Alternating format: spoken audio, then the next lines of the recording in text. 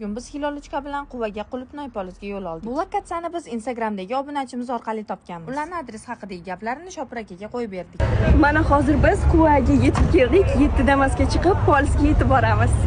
Quvada bunday yaxshi insonlar borligini bilmagan edik. Biz o'ylagan polizda qulupnaylar pishmagan bo'lsa-da, amakilar problemani 6 sekundda ishlatib yuborishdi. Poliz topilgandan keyin yashin tezligida Murod amakining uylariga yetib bordik. Hozir Quvaga Murod amakining xonadonlariga keldik. Ularning dalalarida juda ham ko'p qulupnoy o'stirishadi.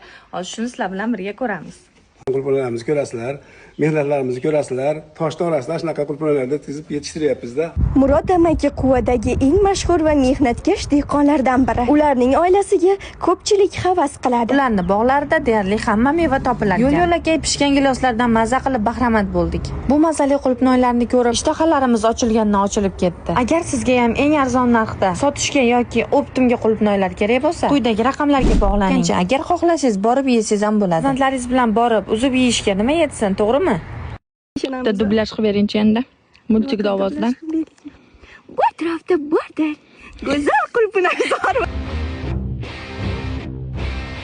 O'rtoqlar, Quvaga yo'llaring tushganda albatta shu qulupnayzorlarga kirib o'tishingizni tavsiya qilamiz. Bugungi sayohatimiz o'z nihoyasiga yetdi. Bu mehmondo'st oila bizda iliq taassurot qoldirdi.